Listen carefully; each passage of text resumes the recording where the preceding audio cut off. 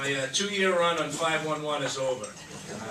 But it is a great service that Al mentioned in terms of people moving around the state, and it becomes more important as I get into a little bit of my remarks with all the work that's going on around the state and infrastructure.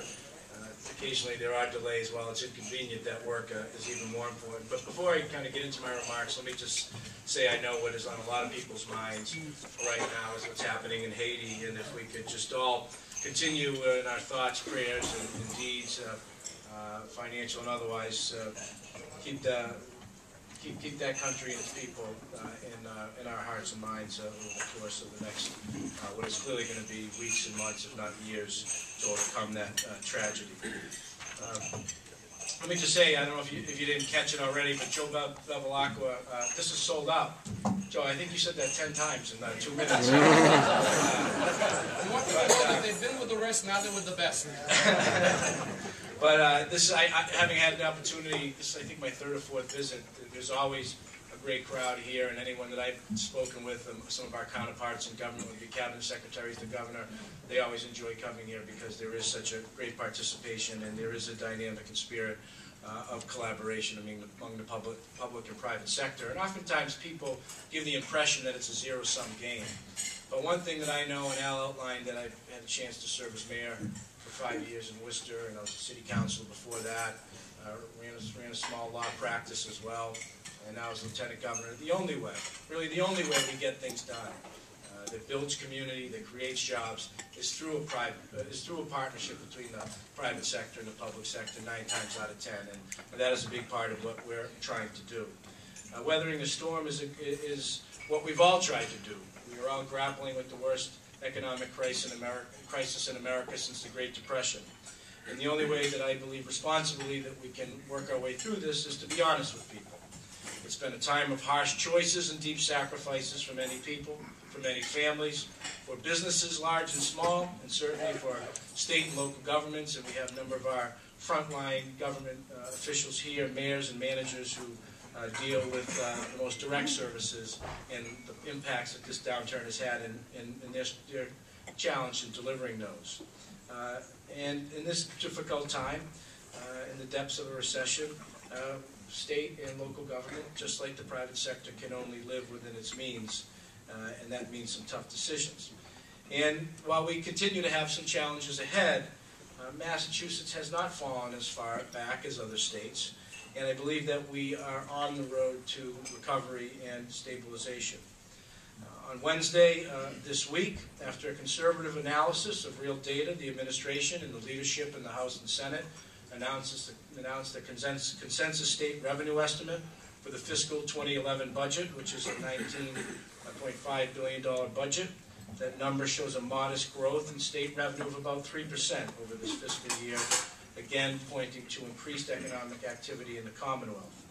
We also got a strong vote of confidence from Moody's, Fitch, and Standard & Poor's, the 3 major bond rating agencies that recently looked over the books of the state and assessed the economic outlook as well, and they affirmed Massachusetts' AA bond rating. Those agencies don't have any political axe to grind or political agenda.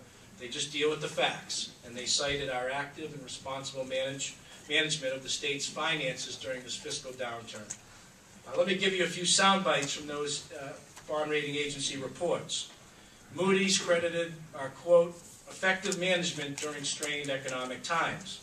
Fitch Ratings cited, quote, a record of prudent financial management, and Standard & Poor's highlighted our, quote, strong and conservative budget management practices.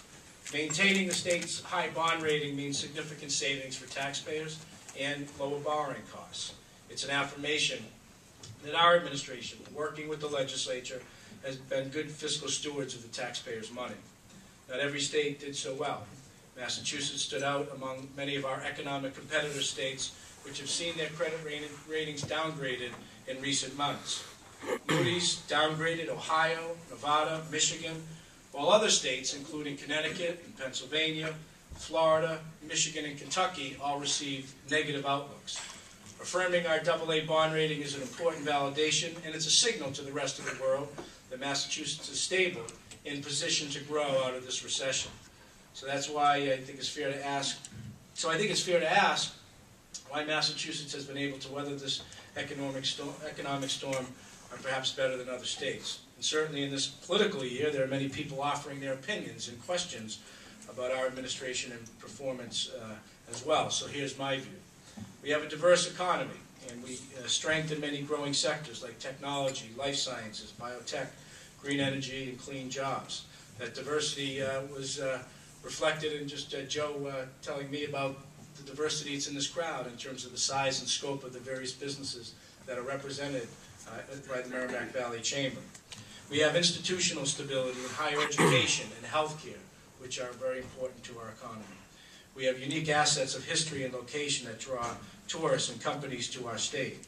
We continue to be strong in manufacturing across the state, from one end to the other, including an entity in this region which has continued to add jobs in this economic downturn at Raytheon.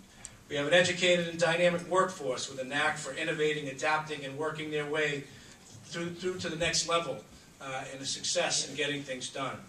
Furthermore, I think it is clear that some of our actions that our administration has taken has helped us in this economic crisis and helped us build a platform for recovery. I think that the hectic pace of our lives sometimes, as we bear down to get through this recession, it can sometimes be easily forgotten about, and even in our work, day to day in the administration, sometimes you forget the challenges that we're facing. And while we've tried to work our way through this, both in the public-private sector, I would argue that some of the challenges and choices that we've had to make over the last 3 years in our administration were made that much harder, because for 16 years prior to our coming in, we were not engaging in a pay-as-you-go approach to a lot of different elements of government, whether it be infrastructure and financing. The mayors and managers sitting in front of me, the CEOs in this room, and the people running small businesses know you can only spend what you've got, and that you've got to engage in a pay-as-you-go approach. And for far too long, I think in government we've engaged in what I call an Alice in Wonderland form of government, telling people that we can have it all, and that it's even better if we don't have to pay for it. That is not true.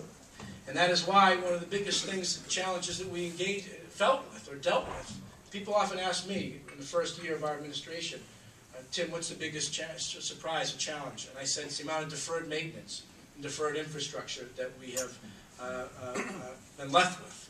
And that's not just my personal opinion. The Transportation Finance Commission that came out with its report in 2006 talked about nearly $20 billion in deferred maintenance in our road, rail, and bridge infrastructure. And the Tribune has talked about that in different areas. And when bridges aren't working, or roads aren't working, or rail isn't working, or bridges aren't working that trains travel over. And what we have inherited is crumbling roads and bridges, a transportation system laden with unconscionable debt.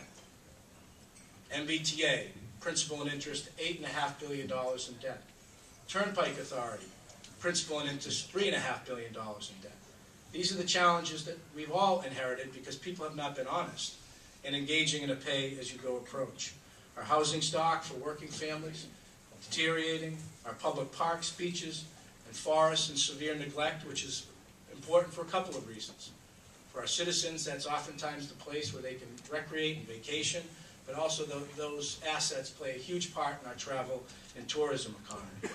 Our public colleges and universities losing ground and falling apart because of a lack of investment and commitment from people in the corner office. And we know that our 29 state colleges, community colleges, and universities are incredibly important to our regional economies, and I know you know that here in the Merrimack Valley. Everybody in this room has a family member, or immediate family member, or maybe a little extended that has benefited from our community colleges and state colleges and universities.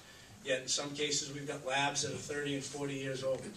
And we've got libraries that literally falling down had to be closed, and garages. So we've worked to begin to address that deferred maintenance. As I say everywhere I go, government cannot and should not